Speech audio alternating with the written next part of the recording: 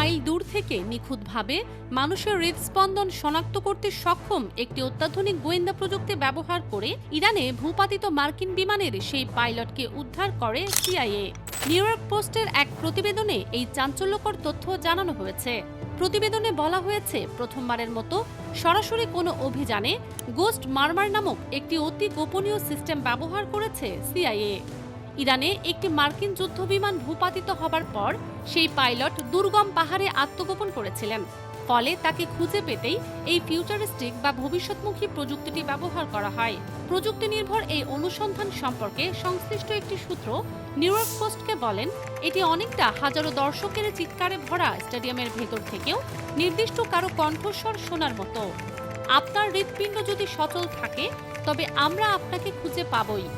প্রতিবেদন অনুসারে এই সিস্টেমটি লং রেঞ্জ কোয়ান্টাম ম্যাগনেটোমেট্রি ব্যবহার করে মানুষের হৃদস্পন্দনের ইলেকট্রোম্যাগনেটিক সিগন্যাল বা তড়িৎ চৌম্বকীয় সংকেত শনাক্ত করে। এরপর কৃত্রিম বুদ্ধিমত্তার সাহায্যে চারপাশের যাবতীয় শব্দ থেকে সেই নির্দিষ্ট সংকেতটিকে আলাদা করে ফেলা হয়। নিউ ইয়র্ক পোস্টের প্রতিবেদনে বলা হয়েছে, উদ্ধার অভিযানের সময় কর্মকর্তারা পাইলটের সার্ভাইভাল বিকন থেকে সংকেত পেলেও তার সঠিক অবস্থান চিহ্নিত করতে পারছিলেন না। অবশেষে গোস্ট মারমার প্রযুক্তির মাধ্যমে তার সঠিক অবস্থান এবং তিনি যে জীবিত আছেন তা নিশ্চিত করা সম্ভব হয়। হোয়াইট হাউসে এক ব্রিফিংয়ে সিআইএর পরিচালক জন র্যাডক্লিফ এই অভিযান সম্পর্কে বলেন, আমাদের অন্যতম সেরা ও সাহসী এক সন্তান জীবিত আছেন এবং একটি পাহাড়ের খাঁজে লুকিয়েছিলেন, যা শত্রুর চোখে অদৃশ্য হলেও সিআইএর কাছে তা নয়। মার্কিন প্রেসিডেন্ট ডোনাল্ড ট্রাম্পও এই প্রযুক্তির প্রশংসা করে সাংবাদিকদের বলেন, সিআইএ প্রায় 40 মাইল দূর থেকে ওই পাইলটের অবস্থান শনাক্ত করেছে। ট্রাম্পের ভাষায়, এটি অনেকটা ঘরের গাদায় সুই খুঁজে পাওয়ার মতো বিষয়। সিআইএ অবিশ্বাস্য কাজ করেছে। নিউ ইয়র্ক পোস্টের তথ্য মতে এই প্রযুক্তিটি লকহিড মার্টিনের অত্যন্ত গোপনীয় স্কাল্প ওয়ার্কশপ বিভাগে তৈরি করা হয়েছে। ব্ল্যাক হক হেলিকপ্টার সহ বিভিন্ন সামরিক প্ল্যাটফর্মে এটি ইতিমধ্যেই পরীক্ষা করা হয়েছে এবং ভবিষ্যতে অত্যাধুনিক যুদ্ধ বিমানেও এটি যুক্ত করা হতে পারে। সংশ্লিষ্ট সূত্রগুলো জানিয়েছে, উত্তর ইরানের জনমানবহীন মরুভূমি এলাকাটি এই প্রযুক্তির প্রথম ব্যবহারের জন্য আদর্শ জায়গা ছিল, কারণ সেখানে অন্যান্য সংকেতের উপস্থিতি ছিল খুবই কম। একজন কর্মকর্তা জানান, প্রযুক্তিটির নাম গোস্ট মারমার রাখা হয়েছে কারণ এটি এমন কাউকে খুঁজে পেতে সক্ষম যে দৃশ্যত পৃথিবী থেকে উধাও হয়ে গেছে। ফারজানা মৌসুমী, নিউজ ডেস্ক, দুতিয়াল।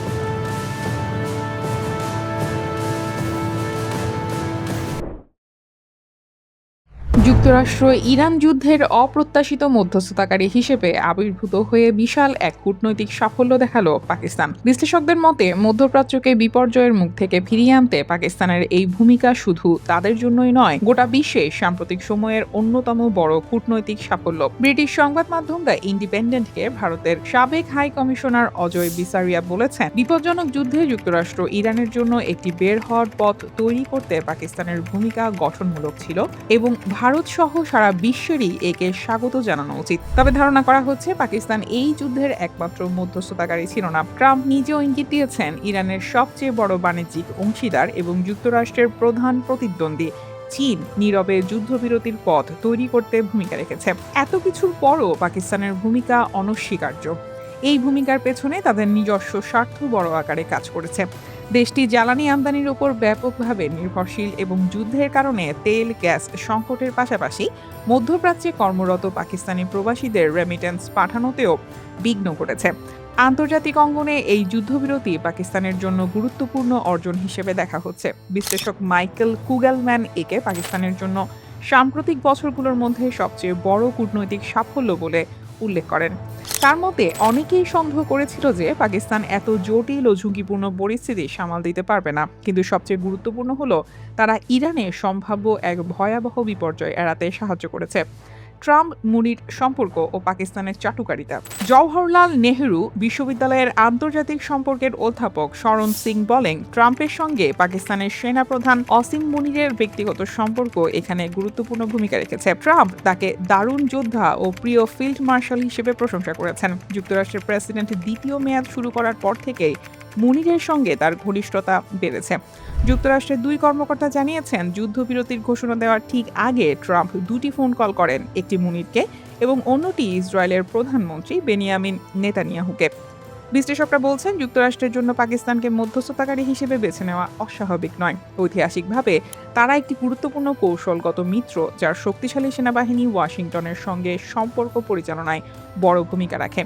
যদিও সময়ের সঙ্গে এই সম্পর্ক ওঠানামা করেছে, বিশেষ করে জো বাইডেন প্রশাসনের সময় আফগানিস্তান থেকে যুক্তরাষ্ট্রের সেনা প্রত্যাহার এবং ভারতের সঙ্গে ঘনিষ্ঠতা বাড়ার কারণে সম্পর্ক দুর্বল হয়েছিল। তবে ট্রাম্পের সময়ে তা আবার দৃশ্যমানভাবে ঘনিষ্ঠ হয়েছে। 2025 সালে ভারত পাকিস্তানের 4 দিনের যুদ্ধের সময় ট্রাম্প দাবি করেছিলেন তিনি নিজেই যুদ্ধবিরতি ঘটিয়েছেন। দিল্লি যদিও তা স্বীকার করেনি, তবে ইসলামাবাদ সেটিকে গুরুত্ব দিয়ে তুলে ধরে এবং ট্রাম্পকে শান্তির মধ্যস্থতাকারী হিসেবে প্রচার করে। এমনকি তাকে নোবেল শান্তি পুরস্কারের জন্য মনোনয়নও দেয়। এগুলো পাকিস্তানের প্রতি ট্রাম্পের সমর্থন আরও জোরালো করেছে বলে মনে করা হয়। ম্যারিল্যান্ডের ম্যাকড্যানিয়েল কলেজের অধ্যাপক আকিল শাহ এই কৌশলকে চাটুকারিতাকে পররাষ্ট্রনীতি হিসেবে ব্যবহার বলে উল্লেখ করেছেন।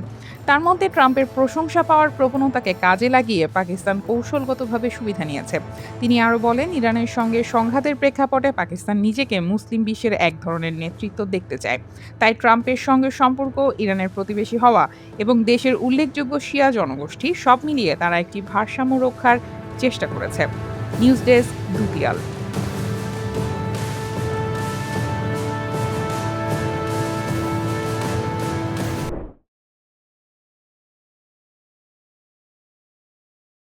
আগামী কয়েক সপ্তাহের মধ্যেই ইরানে নতুন আকাশ প্রতিরক্ষা ব্যবস্থাপনা পাঠানোর প্রস্তুতি নিচ্ছে চীন। মার্কিন গোয়েন্দা তথ্যে বিস্ফোরক এই ইঙ্গিত দেওয়া হয়েছে। সাম্প্রতিক গোয়েন্দা মূল্যায়নের সম্বন্ধে অবগত 3 জনের বরাত দিয়ে CNN এই খবর দিয়েছে বলে জানিয়েছে বার্তা সংস্থা রয়টার্স। CNN বলছে, অস্ত্রের উৎস আড়াল করতে চীন তৃতীয় কোনো দেশ হয়ে ওই চালান পাঠাতে কাজ করছে। অস্ত্রের মধ্যে আছে ম্যানপ্যাড নামে পরিচিত কাঁধ থেকে ছুটতে সক্ষম বিমান বিধ্বংসী ক্ষেপণাস্ত্র। এমন সময়ে CNN এই খবর দিল যখন 6 সপ্তাহের যুদ্ধের ইতি টানতে পাকিস্তানের রাজধানী ইসলামাবাদে যুক্তরাষ্ট্র ও ইরানের প্রতিনিধি দল আলোচনায় মুখোমুখি। দুপক্ষের মধ্যে সংঘাত বন্ধে ও শান্তি আলোচনা শুরু করতে চীন পেছন থেকে কাজ করেছে বলে এর আগে মার্কিন প্রেসিডেন্ট ডোনাল্ড ট্রাম্প ইঙ্গিত দিয়েছিলেন। ইরান এই যুদ্ধবিরতির সুযোগ নিয়ে গুরুত্বপূর্ণ বিদেশি অংশীদারদের সহায়তায় তার ফুরিয়ে যাওয়া অস্ত্রশস্ত্রের ঘাটতি মেটাতে পারে বলে মার্কিন গোয়েন্দা তথ্যে আভাস মিলেছে। ওয়াশিংটনের চীন দূতাবাসের এক মুখপাত্র CNN-কে বলেছেন, সংঘর্ষের সময় কোনো পক্ষকেই অস্ত্র সরবরাহ করে না চীন।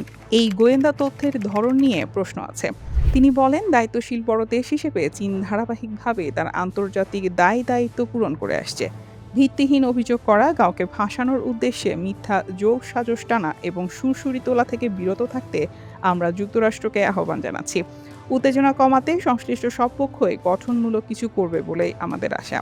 গত সপ্তাহে এক সংবাদ সম্মেলনে ট্রাম্প ইরানে যে F-15 যুদ্ধবিমান ভূপাতিত হয়েছে সেটি কাঁধ থেকে ছোড়া ক্ষেপণাস্ত্রে আঘাতপ্রাপ্ত হয়েছিল বলে ইঙ্গিত দেন। ইরান সে সময় বলেছিল তারা একটি নতুন আকাশ প্রতিরক্ষা ব্যবস্থাপনা ব্যবহার করেছে। ওই ব্যবস্থাপনাটি চীনা কিনা তা নিশ্চিত হওয়া যায়নি। চীনা কোম্পানিগুলো দীর্ঘদিন ধরে ইরানকে অস্ত্র বানাতে প্রয়োজনীয় প্রযুক্তি ও উপকরণ সরবরাহ করে আসছে বলে অভিযোগ থাকলেও চীন সরকার সরাসরি তেহরানকে অস্ত্র পাঠালে তা ভূ রাজনীতিতে অন্য মাত্রা যোগ করবে বলছেন বিশেষজ্ঞরা। এদিকে মার্কিন গোয়েন্দা তথ্য সম্বন্ধে অবগত একটি সূত্রের দাবি, মধ্যপ্রাচ্যের সংঘাতে সরাসরি অংশ নেওয়া এবং ইরানকে ইসরায়েল যুক্তরাষ্ট্রের হাত থেকে বাঁচানোর চেষ্টায় সত্যিকারের কৌশলগত কোনো লাভ দেখছে না চীন। সেই সংঘাতে যে তারা জিতবে না তাও তারা জানে। এর বদলে বেইজিং নিজেকে ইরানের বন্ধু হিসেবে দেখিয়ে সংঘাতে নিরপেক্ষ থাকার কৌশল নিতে চায়। তেহরানের তেলের উপর বেইজিং অনেকখানি নির্ভরশীল। একাধিক সূত্র বলছে, চীন আকাশ প্রতিরক্ষা ব্যবস্থাপনা পাঠিয়ে এই যুক্তিও দিতে পারে যে তাদের পাঠানো অস্ত্র পুরোপুরি প্রতিরক্ষামূলক। রাশিয়ার মতো তারা আক্রমণাত্মক সহায়তা করছে না। 6 সপ্তাহের যুদ্ধে মস্কো ইরানকে গোয়েন্দা তথ্য সরবরাহ করেছে, যা কাজে লাগিয়ে তেহরান মধ্যপ্রাচ্যে মার্কিন বাহিনী ও যুক্তরাষ্ট্রের স্বার্থ সংশ্লিষ্ট স্থাপনাগুলোতে লাগাতার হামলা চালাতে পেরেছে, আগের প্রতিবেদনে বলেছিল CNN। ইরানের সঙ্গে রাশিয়া ও চীনের দীর্ঘদিনের সামরিক ও অর্থনৈতিক সম্পর্ক রয়েছে। ইউক্রেনের সঙ্গে মস্কোর যুদ্ধে তেহরান তাদের শাহেদ ড্রোন সরবরাহ করেছিল। চীনের কাছে তারা বিপুল পরিমাণ তেল বেঁচে গেছে। News desk, দুতিয়াল।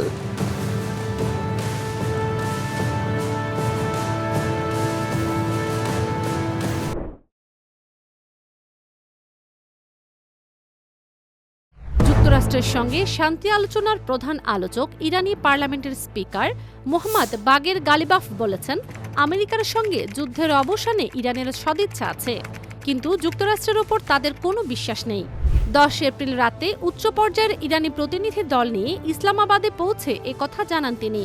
ইরানের পররাষ্ট্রমন্ত্রী আব্বাস আরাকচি, সুপ্রিম ন্যাশনাল কাউন্সিলের সেক্রেটারি মোহাম্মদ বাকির জোলকাদার, ডিফেন্স কাউন্সিলের সেক্রেটারি আলী আকবর আহমাদিয়ান, কেন্দ্রীয় ব্যাংকের গভর্নর আব্দুল নাসের হেম্মাতি সহ আরও কয়েকজন আইন প্রণেতা ওই প্রতিনিধি দলের সদস্য।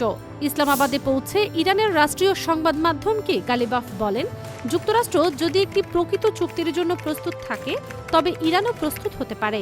এরপরই ওয়াশিংটনের সঙ্গে তেহরানের পূর্ববর্তী আলোচনাগুলোর তিক্ত অভিজ্ঞতা স্মরণ করিয়ে দিয়ে গালিবাফ বলেন, দুর্ভাগ্যবশত আমেরিকানদের সঙ্গে আমাদের আলোচনার অভিজ্ঞতা সবসময় ব্যর্থতা এবং প্রতিশ্রুতি লঙ্ঘনের মধ্য দিয়ে শেষ হয়েছে।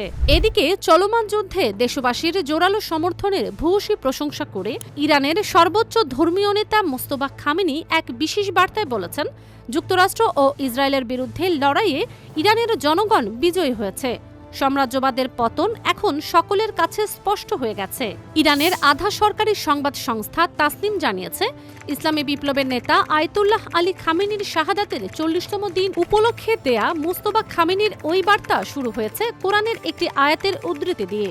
এটি হলো, নিশ্চয়ই আমি তোমাদেরকে সুস্পষ্ট বিজয় দান করেছি, যাতে আল্লাহ তোমাদের অতীত ও ভবিষ্যতের সমস্ত পাপ ক্ষমা করেন, তোমাদের ওপর তার অনুগ্রহ পূর্ণ করেন, তোমাদেরকে সরল পথে পরিচালিত করেন এবং তোমাদেরকে মহাবিজয় দান করেন। এরপর মোস্তফা খামেনি বলেন, স্বদেশের ভাই ও বোনেরা, আজ দৃঢ়তার সাথে বলা যায় যে আপনারা ইরানের বীর জনগণ এই রণাঙ্গনে চূড়ান্ত বিজয়ী হয়েছেন।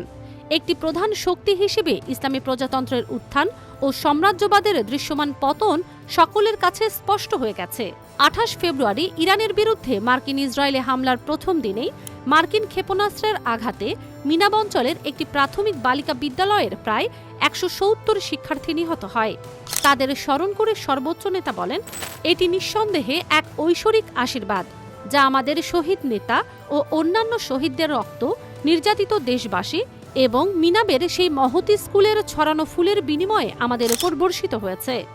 এই ঐশ্বরিক আশীর্বাদের প্রতি কৃতজ্ঞতার বাস্তব প্রকাশ হল একটি শক্তিশালী ইরান অর্জনের লক্ষ্যে অক্লান্ত প্রচেষ্টা। আমরা যদি সামরিক নীরবতার পর্যায়ে প্রবেশ করেছি বলেও ধরে নেওয়া হয়, তবুও রাস্তায়, পাড়ায় এবং মসজিদে উপস্থিত থাকতে সক্ষম প্রত্যেক নাগরিকের দায়িত্ব হল তাদের অংশগ্রহণ আরও জোরদার করা। বিশেষ ওই বার্তায় প্রয়াত সর্বোচ্চ নেতা আলী খামেনিকে স্মরণ করে তিনি বলেন, শহীদ নেতা প্রায়শই জোর দিয়ে বলতেন, একটি শক্তিশালী ইরান অর্জনের লক্ষ্যের পথ হল সমাজের বিভিন্ন স্তরের মধ্যে ঐক্য স্থাপন। গত 40 দিনে এই ঐক্যের একটি উল্লেখযোগ্য অংশ অর্জিত হয়েছে। জনগণের হৃদয় আরও কাছাকাছি এসেছে। বিভিন্ন গোষ্ঠী এবং তাদের ভিন্ন ভিন্ন প্রবণতার মধ্যকার বিভেদ মুছে যেতে শুরু করেছে এবং সকলেই মাতৃভূমির পতাকার নিচে সমবেত হয়েছে। দিন দিন এই সমাবেশ সংখ্যা ও সংহতি দুই দিক থেকেই বৃদ্ধি পাচ্ছে। ফারজানা মৌসুমী, নিউজ ডেস্ক, দুতিয়াল।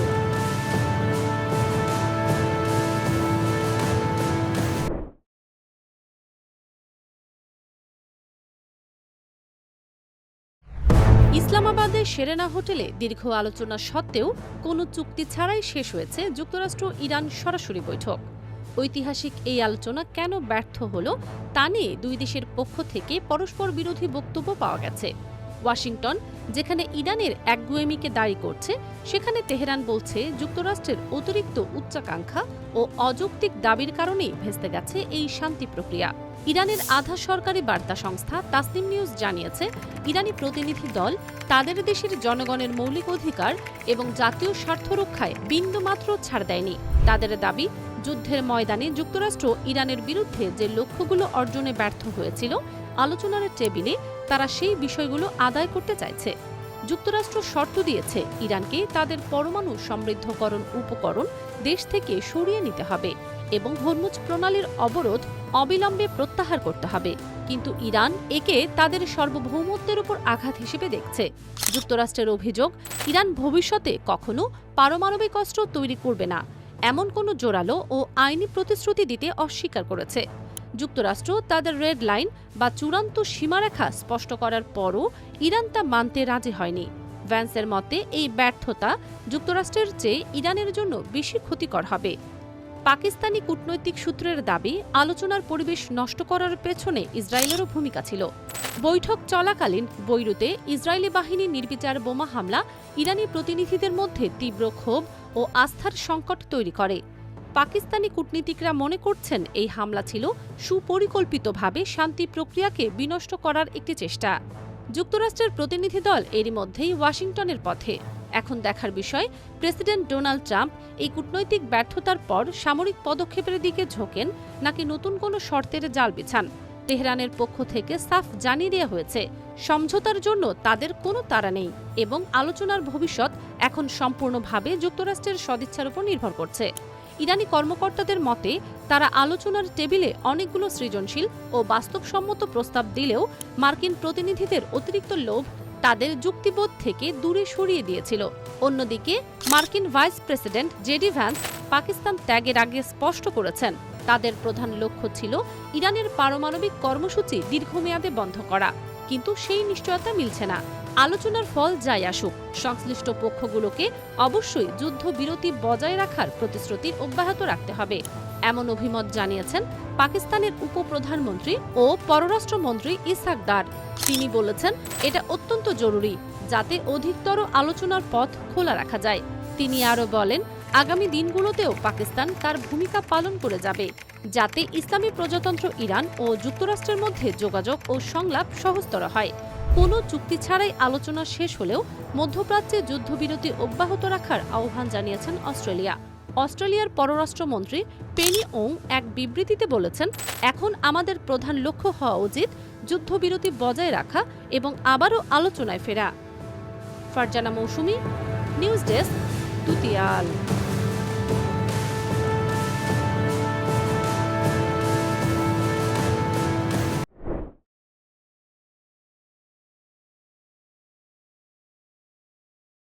মার্কিন vice president JD Vance 12 April জানিয়েছেন, ইরানের সঙ্গে 21 ঘণ্টা আলোচনার পরও কোনো চুক্তিতে পৌঁছতে পারেননি তারা। এই অবস্থাতেই নিজেদের দল নিয়ে পাকিস্তান ত্যাগ করার কথা জানিয়েছেন তিনি। ভোরের দিকে ইসলামাবাদে এক সংবাদ সম্মেলনে ভ্যান্স এই অবস্থান জানান। খবর রয়টার্সের। ভ্যান্স আলোচনার ত্রুটিগুলো উল্লেখ করে বলেন, ইরান পারমাণবিক অস্ত্র তৈরি না করার শর্ত সহ আমেরিকার দেয়া শর্তগুলো মেনে না নেওয়ার সিদ্ধান্ত নিয়েছে। তিনি বলেন, খারাপ খবর হলো আমরা কোনো চুক্তিতে পৌঁছতে পারিনি। মার্কিন ভাইস প্রেসিডেন্ট বলেন, আমি মনে করি চুক্তিতে পৌঁছতে না পারা যুক্তরাষ্ট্রের চেয়ে ইরানের জন্য অনেক বেশি খারাপ খবর। সুতরাং আমরা কোনো চুক্তিতে না পৌঁছেই যুক্তরাষ্ট্রে ফিরে যাচ্ছি। আমাদের রেড লাইন বা চূড়ান্ত সীমাগুলো কি তা আমরা অত্যন্ত স্পষ্টভাবে জানিয়ে দিয়েছি। ভ্যান্স জানান, আলোচনা চলাকালে তিনি মার্কিন প্রেসিডেন্ট ডোনাল্ড ট্রাম্পের সঙ্গে অন্তত 6 বার কথা বলেছেন। ব্রিফিংয়ে ভ্যান্স আরও বলেছেন, ইরান যে পারমাণবিক অস্ত্র তৈরি করবে না সে বিষয়ে তাদের কাছ থেকে একটি স্পষ্ট অঙ্গীকার প্রয়োজন। সহজ কথা হলো, আমাদের এমন একটি জোরালো প্রতিশ্রুতি দেখাতে হবে যে তারা পারমাণবিক অস্ত্র তৈরি করবে না, এমনকি দ্রুত পারমাণবিক অস্ত্র তৈরিতে সক্ষম এমন কোনো সরঞ্জাম বা প্রযুক্তিও তারা অর্জনের চেষ্টা করবে না।